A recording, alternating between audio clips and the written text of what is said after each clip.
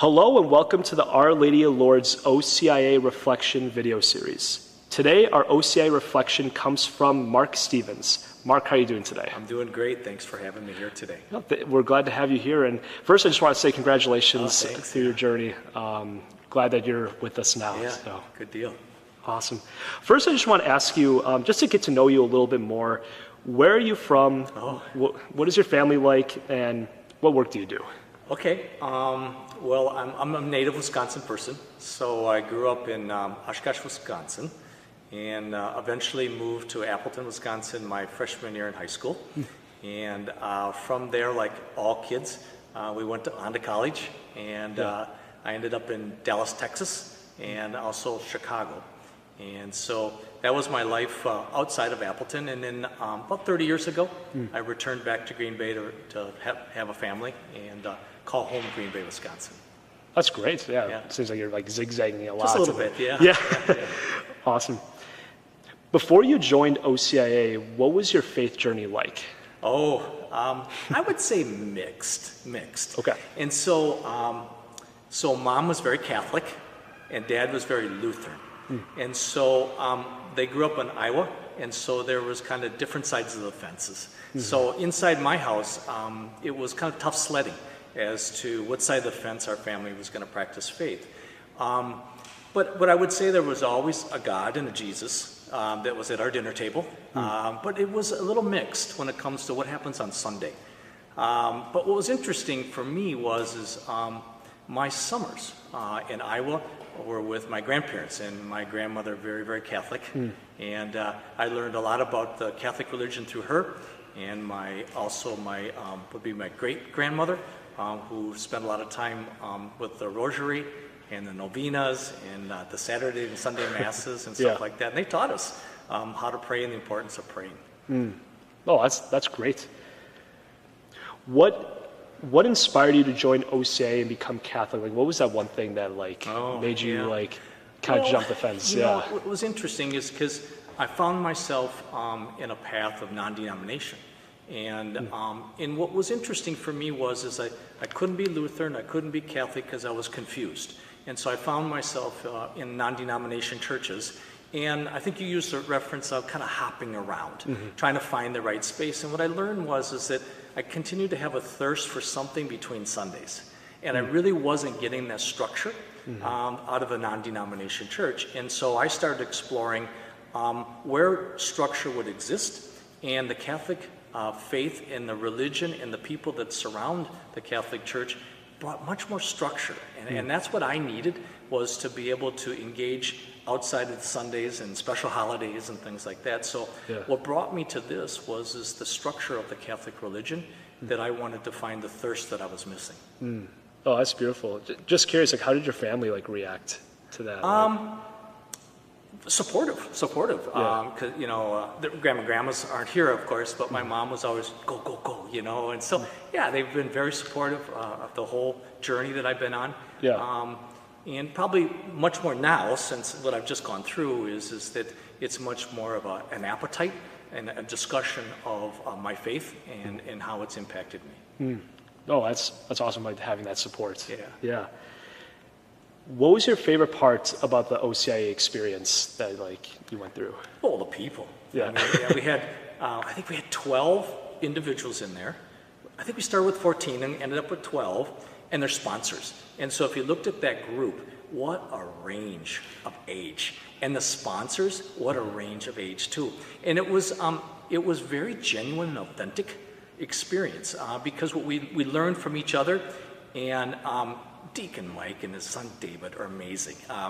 They were kind of comical at times because we would be asking lots of questions that were probably off script for them. But they were so good at helping us understand our questions. And even though the courses were maybe an hour and 15 minutes, I don't think we ever were there short of maybe even 2 hours. So we were, for every Tuesday we were going through our assignments, but more importantly is going off script and asking lots of different questions. So I would say probably the most powerful thing for me was the leadership of Deacon Mike and his son. And then, of course, Father Jim would pop in and out. And he's an inspiration to have him tell us stories. And the stories to me were in street language that I could understand. And he's so approachable, and we didn't feel judged by some of the goofy questions that we didn't know. We didn't know the answers. And so he would help us through those things. And then, of course, Deacon Mike would do the same thing. So it was about the people and the camaraderie that existed. Definitely. Was there like a certain story that was told or a certain answer to a question that like stood out to you from like your experience, or maybe like kind of like you could have resonated to or anything like that, or your favorites? I think what resonated with me is we have a book, a manual, and the engineer in me wants the manual, right? And so we had this book that we were kind of following along, but it was walking around this church and explaining to why this church was built like it was, and what happens during the Mass, and what happens behind the scenes. All those things were engaging for all of us, because it was not just about going through a program, reading something, showing up on Tuesday. We learned how the church operates in some of the prayers that are being said, that we can't hear in the pews.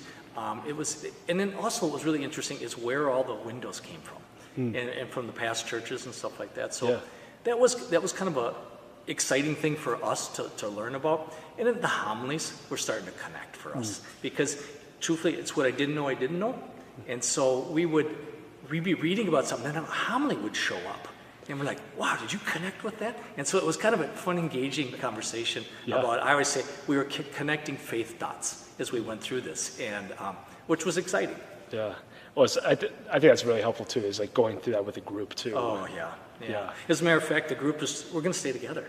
And so we've got a group of us that have said, this is really important beyond Tuesdays.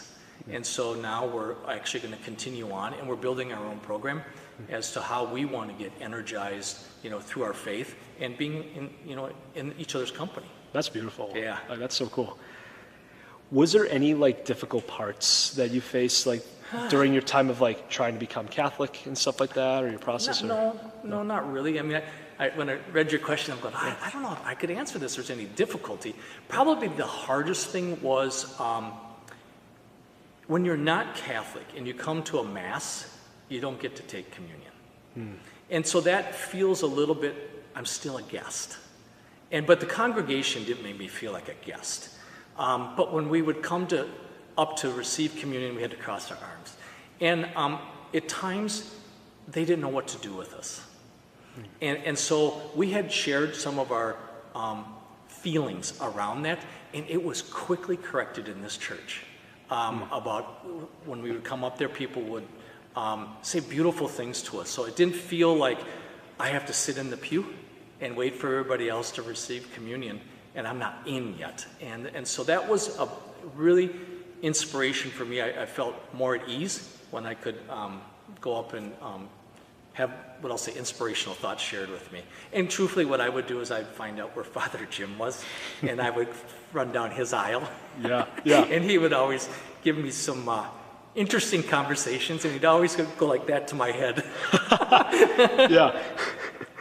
Oh, that's cool. That's awesome, like how they were able to correct that too. When you brought that up, But no, I can honestly say that it was a little, at first of all, this could be intimidating, and it wasn't. It was so relaxing, and it was so engaging. And what was interesting, my sponsor knows a lot more than I do, but we were learning together between the Tuesdays, and everybody, even the sponsors that were very elderly, were learning new things too. So that was kind of comforting. Yeah.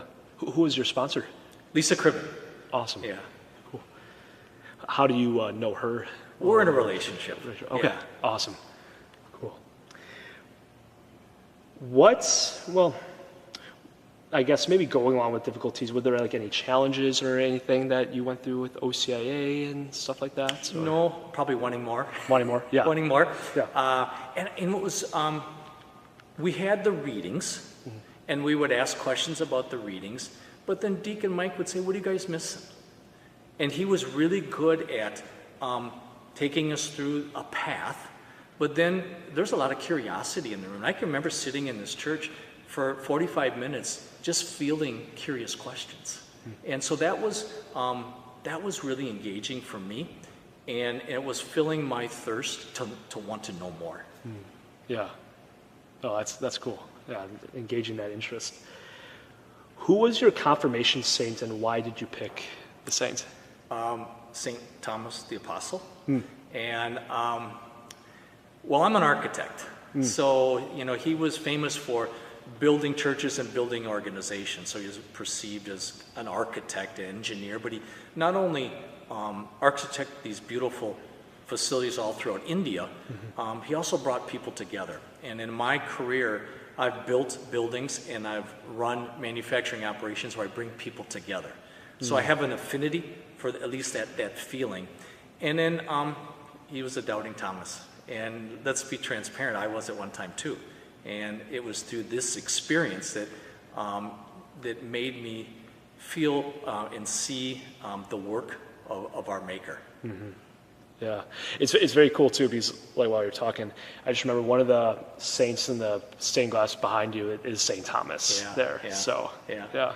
Very in fact, I just in my confirmation, a close friend actually gave me a book about him, and I just got done reading it. So it's fun to learn a little bit more about his path, from very early on to at the end of his life. Sure. Yeah, that's great. Why did you choose Our Lady of Lourdes as the parish to become Catholic? Oh, great question. Okay, here's the architect in me. Yeah. How can you not enjoy this facility? And so I was a guest. Lisa brought me to the facility, and I had an opportunity to be in this facility, and all the way from the skylights that are above my head right now to Father Jim saying he lets the Holy Spirit come through the skylights.